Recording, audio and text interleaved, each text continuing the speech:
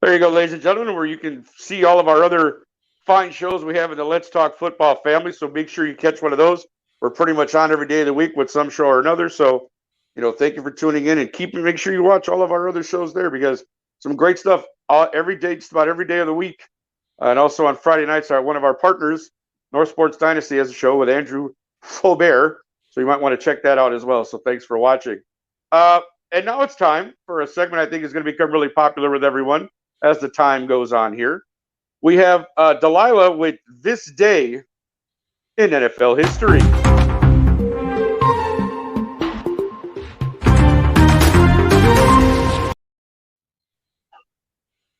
Delilah, take it away. Okay. Sorry, I There want you to make go. sure I'm All not right. muted. All right. So No, anyway, so basically like the way that as I've been looking at like this day in NFL, like I've realized that they kind of break them up into a few different days. And so like I try to do a summary of some of these things that went down this day, years ago, a year ago, whatever it is, but I try to stay within the week that we're at. So on September 12th, 1965, that was the third Pro Football Hall of Fame class enshrinement. And so the enshrinees that year in 1965 was Guy Chamberlain, John Patty Driscoll, Dan Frontman, Sid Luckman, Steve Van Buren, and Bob Waterfield, right? These are guys that we think of, especially Sid Luckman, right? So like these guys that we think about like old school, like really like, down and dirty kind of football era. So they were enshrined on September 12th, 1965, and they were the third class only to be enshrined. Because the Pro Football Hall of Fame is actually not something that's been around a long time. It's actually fairly recent. Also, September 12th, 1999, Hall of Famer Kurt Warner passed for 309 yards and 3 touchdowns, first career start during their week 1 versus the Ravens. So this is where Kurt Warner kind of hit one of those stellar kind of stats that we think about like years later. So September 12th, 1999, that's when he passed for 309 yards, threw for 3 touchdowns against the Ravens in week 1. So basically that is the most by a Rams QB in their first career start since 1950 at that time. And it looks like no Rams QB has broken that since, apparently. September 13th, 2009, that's when we got the Red Zone channel. So everybody that watches Red Zone, because maybe they're at work or they just don't have time or they want to see multiple games at the same time around Sunday afternoons with all those like cool cut-ins and stuff. So September 13th, 2009, that's when we got the Red Zone channel. And so I know when people think about things like that, it's like, what did we do before that, right? To kind of look at all the cutaways and look at multiple games at the same time and things like that. So kind of cool. Also, which is interesting, we talked about Tennessee, and I know that Marcus Mariota is floating around there, but I don't know if you knew that September 13th in the 2015 season, then quarterback Marcus Mariota became the only QB since at least 1970 to record a perfect passer rating in his NFL debut. He had a 158.3 passer rating because he was 13 for 15 with 209 passing yards, 4 touchdowns, and no interceptions. That is the Marcus Mariota of what we remembered, right? So, so that was his debut, and that's what a lot of people obviously had a lot of saw a lot of promise in him.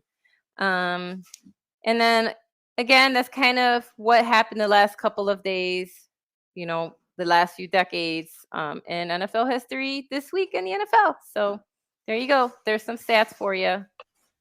No, thank you. We appreciate that as always, Delilah. That's always good stuff. Yeah, I know it's Mariota coming out of Oregon had so much promise, right? Everybody was so hyped about. I even thought the Bears, man, if we can get Mariota, that would be great.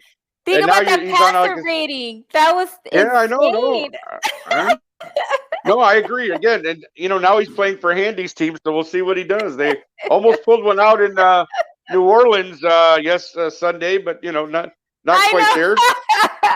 I know my guy. I know my guy. Right? When you hear something like that, his debut 2015. Yeah, no, I get it. You're like, can we go back to that? Can I get that Mariota, please? Can we? Yeah, no. Again, thank you again, Delilah. Oh, you think you're muted there, Mr. Peacemaker?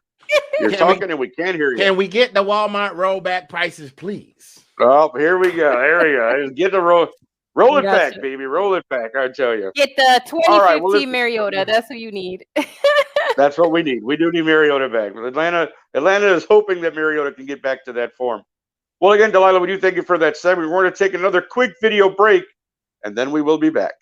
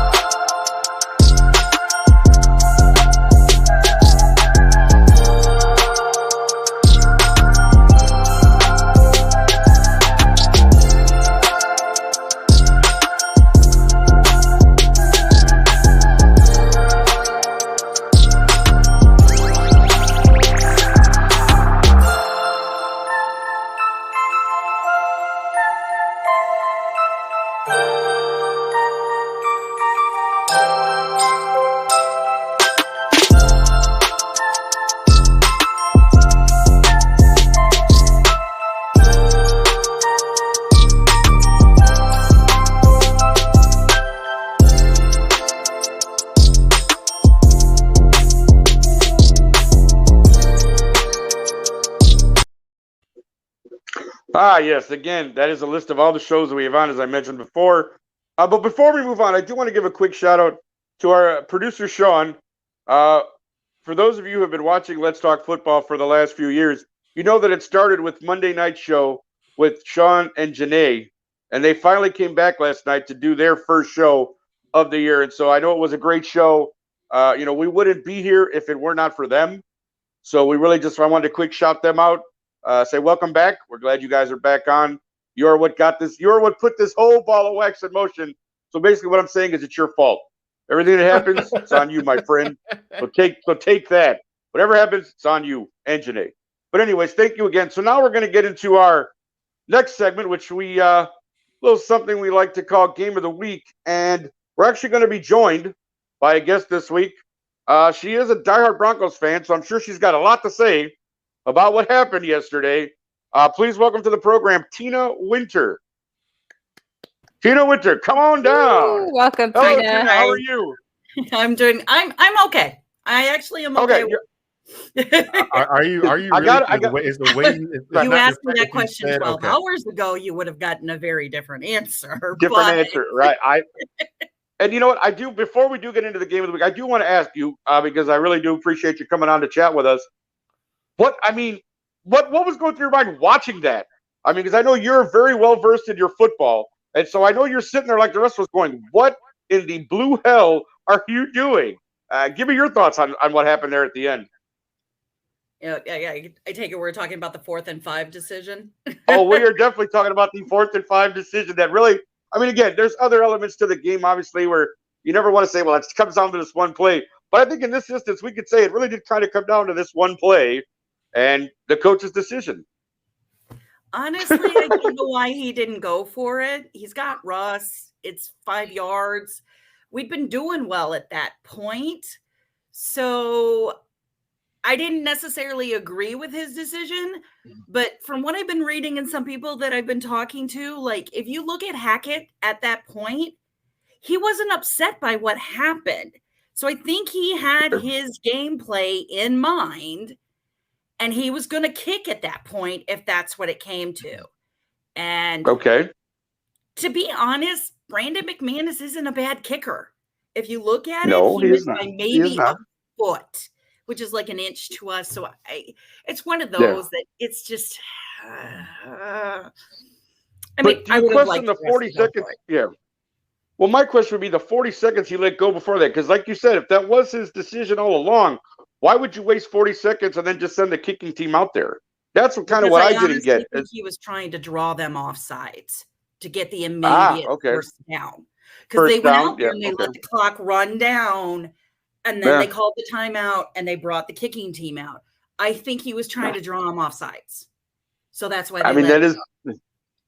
no, it's very possible. Again, it looked weird watching it home because you're thinking to yourself, you brought this guy in, you traded, gave away all this stuff to get Russ here, and you would think that this is your guy.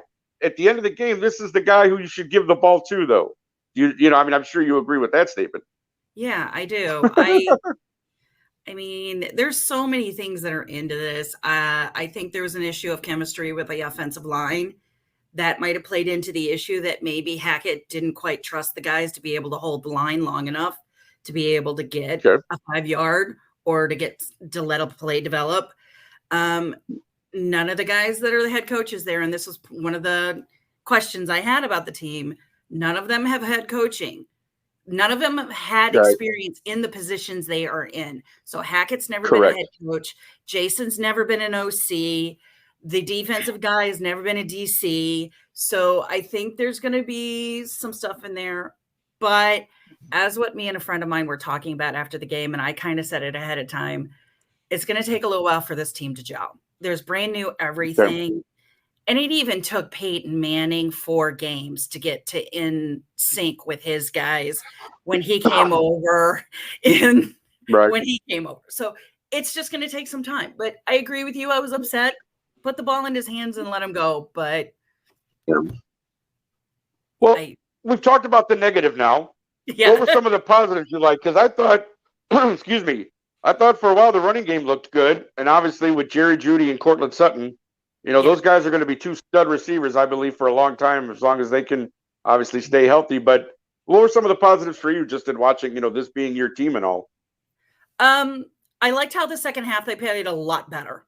You could see they were starting to get penetration from the defense. They were starting to get to the offensive line because Seattle has 2 rookie offensive linemen, and you could see they were getting to him. So then Chubb getting the 2 sacks was really good. I'm trying to see if I can pull up a real quick thread that I saw. There was 335 yards of offense. They had 0 3 and outs, which is amazing compared to last year. Every drive went past the 50-yard line except for 1. So there's a lot of positives that I saw, and I liked it. Just the score, and I saw fire last year. At this point, people would be quitting. Yeah, I got you. Yeah, the 16-17 game, I'm okay with it. I don't like losing to Pete Carroll, but I'll take it. I understand. I think a lot of people do. I could totally sympathize with that one, right? Yeah. Carroll, come on. I mean, you're right though. But, Wilson had a good game overall. Like I know he got the L, but if you look at the yards he got, like the touchdowns, and Jerry Jeudy did great too. Like he got good yardage, right? So he got the touchdown. The tight ends. Yeah, had the game of his life. I could see that. I could see why. Yeah. How about that? Who knew who Andrew Beck was before yesterday, right? If you weren't a Denver fan, who's this Andrew Beck guy? Where'd he come from? Like I know he's an Indy fan, and he was so I think your season is alive. Y'all play. Y'all play Houston next week. So watch out for Houston though. No. Well, I got you. But I feel like there's a lot of winnable games coming up, and I feel like this also is these losses are also a learning curve in my opinion too, right? Because it's Russell Wilson didn't disagree with his coach, which is a good thing, right? Like he came out and said, "Hey, that was the decision. I agree." So at least that means that they're bonding, and so that I feel like you're right. I think that's the positives to look at. Because if he's out there like he was last year when he was upset with Pete Carroll and actually saying I don't want to be here anymore, it's a big shift. So but I agree with you. There was a lot of positives out of that. Even if we disagree with certain calls, overall there were positives. Right. Yeah. No. I root for Denver. I won't lie. I'm a big Russell Wilson fan, and so when he got traded, I thought, man, this is gonna be great because I've been watching Jerry Jeudy since his Alabama days, and I'm like, this kid is special. And I think he just needed a quarterback. And same with Cortland Sutton. They just needed someone to get them the ball. And I think Russ is going to be that guy this year to get them the ball. He's going to, it's kind of comparison to what he had in Seattle with Tyler Lockett and DK Metcalf. I mean, you got 2 stud receivers. So I think Denver will be fine going forward. Again, learning curve, like you said, it's week 1. A lot of things happening. New head coach, like I said, new all coordinators and all that. So we look for good things. But now let's get to our game of the week. This is, of course, a segment where we pick the game we are most looking forward to this week. And as our guest, Tina, I will start with you. Of this upcoming slate of games this week, what is one that you particularly have your eye on? It's probably not going to come to anybody's surprise of which game is for mine. I looked through a lot of them, but it's not the Texans versus Denver. I will say that. Okay, So there you go. Right, not that one. It's the Chargers versus the Chiefs. That's the game I'm most looking forward to. It's going to affect my division. Yes, and I think now there's some issues. This is going to be a game because, like, the Chiefs lost their rookie cornerback and McDuffie. He's on IR. Yeah. Keelan Allen's out on the Chargers. So hamstring. Also the Chiefs lost their kicker. Butker's out, right? Yeah. Butker's out. And Wilson injured his arm not Wilson. I'm sorry. I don't want to call him Kermit but that's how I think of him. Mahomes got injured. So I just very nice. I love it. Yeah. Oh, no, Kermit the Frog here. That wasn't very nice at all. I don't know. I'm going to go put ketchup on my steak now. By the way, that is so funny. Why or how he got it? I just know that's his nickname, so I call him Kermit. There you go. Herbert's looking good. It's gonna be, and he's got Bosa and Mac. I mean, yep.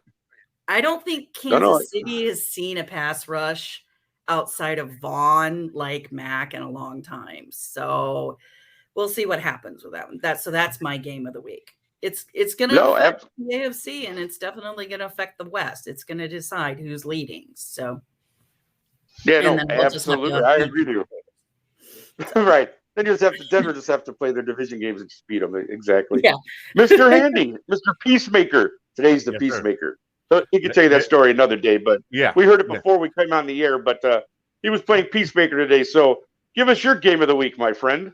Well, I had 2 games of the week, and Tina beat me to the one that I was going to say, but your boy came prepared. So very good.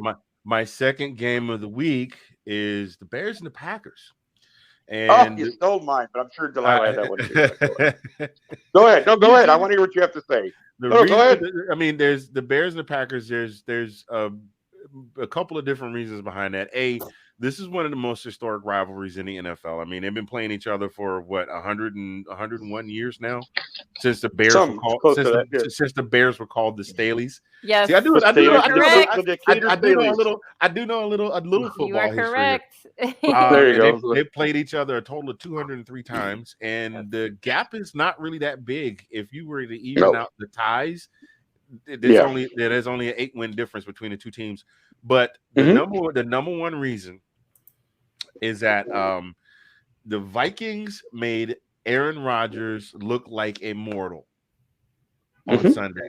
I mean, Aaron Rodgers has had some games where he's had some off games, but I don't think, to me, he's never looked more mortal than he did this past Sunday. I mean, he didn't even break 200 yards. There was 1 touchdown scored. And the Bears are showing signs of life. After Sunday, the Bears are showing all these signs of life. The guys are. I didn't, like I said in the chat, I only get to watch 4 games on Sunday because we don't have the NFL package. But I did get to go back and watch. Yeah, seriously, I got whatever's on ABC, whatever's on CBS. I'm sorry, CBS and Fox, and then the Sunday night game. Right. But just going back and watching the replay, the Bears played like a team that was inspired. Justin Fields actually looked like a quarterback. Somebody said something about the question has been, what would Justin Fields look like if he had blocking and protection? And Justin Fields, I mean, he didn't light up the scoreboard. He looked a lot more composed, like that one play where he scrambled off right, turn, scrambled off left, turn, look right, there's the receiver, dump it down the field. You know, he didn't look like that fish out of water. So I want to see the Bears bring this past Sunday's confidence into this coming Sunday's game against the Packers, and let's see what happens. That's what's got me stoked about it. No, hey, believe me, I'm totally with you on that game, especially. And again, the Bears are at least playing with energy. They're going after the ball, like they're all excited. You see at the end of the game, they all just took a slide to the end zone, little victory slide in the rain. Like that was just phenomenal to me because it just shows, hey, man, this team is together. They're playing together. They trust each other. And again, we may not make the playoffs and we may not have, a spectacular record, but I really think the Bears are going to be competitive and be in every game that they're in, I think, for the most part. So that's what I'm most looking forward to. So let's move on to our other member of the round table, Delilah. What is your game of the weekend? And if Anthony stole it, I'm sorry. No, he didn't. 'Cause I'm staying away from that for superstitious reasons. So. Oh, okay. There you go. So I'm not touching that one. I'm looking forward to Seahawks and 49ers because I want to see if Seattle can continue winning games. Right. And I want to see if it's true that the reason Trey Lance and 49ers lost to us was because of the weather. Right. So like and so like I really want to see if Gino could continue getting those W's. I want to see again is Trey Lance that guy? Was the weather the aberration? And so that actually is a game that I'm looking forward to. Like I said, I'm not touching the Green Bay Bears one because that's just the mojo part. I'm staying away from that one. See what happens. You'll understand if you ever looked at our Sunday Night Football statistics. So I'm just not touching that one. Yeah, no, I know it's not great, but is that anything? Is it as bad as the Commanders in their Monday Night Football record? Oh, producer Sean's going to come on in a minute if you keep talking about his Commanders. Or he's going to kick you off. Yep, there you go. Thank you for joining us, Mr. Handy. Maybe next week you can come back. I told you. I warned you. Producer Sean's on the buttons there, my friend. Anyway, but gotta be careful. That's the game I want to see. I want to see if Seattle if this was just a lucky win, or if they have something over there with with Gino on a comeback. And then Trey Lance, for sure. Let's see if the kid could do it. Right, it's his sophomore year. I want to see if he, what's what. What's what? Well, San Francisco also lost their starting running back. He got put on. Yeah, Elijah Mitchell's going to be out. Yeah, that's huge for them, and that's unfortunate because I like that kid. It's going to be up to the Wilson Jr. to fill in the gap there for the running back. So yeah, we'll see how that goes. On 2 fantasy teams, I had to replace. Oh no, you had to replace them. Yeah, we'll get into some fantasy stuff a little bit later, but real quick, I want to Vikings Eagles to me is one that's very intriguing because the Eagles, for all intents and purposes, it's a great win. They gave up 35 points to the Lions. Now, I'm not saying the Lions are a bad team, but come on. They've never been known, lately for their offense. And they put up 35 on that Eagles defense and almost won that game. And the Vikings are coming off, obviously, again, yes, sir, you put up the finger. What can I do for you? I was just going to say, with Jared Goff as a quarterback. Yeah. Right, no, I'm saying. But see, again, I get it. Okay, I get it. But I think Jared Goff gets a bad rap, too. Like, whether you love him or hate him, the guy was in the Super Bowl 2 years ago. Yes, and then he comes, it's not his fault they traded him. He went to the Lions, who frankly weren't that good last year. Let's be honest. He's got a much better team around him this year. He's got a few weapons. So, like I said, I'd like to see what Jared can do. But again, they put up 35 on Philadelphia, so how bad can they be? But Vikings, again, spanked, they pretty much beat Green Bay in every facet of that game. And so I'm really looking forward to Vikings, Eagles, and I'll talk more about that later in my fantasy segment. But again, that's pretty much what we have for games of the week. Tina, I greatly want to thank you for coming on and chatting with us. It's a long season, so I know we'll have you on again to talk Broncos or anything else you would like. But again, we will be watching. I'll talk. I know, and we appreciate that. Believe me. No, you're very welcome. Thank you for joining us. And thanks again, Tito. Okay. Thanks for watching. If you like that clip, be sure to check out the other great content from the Let's Talk Football community. And as always, please like, subscribe, and hit that notification bell so you'll be notified when more great content like this becomes available.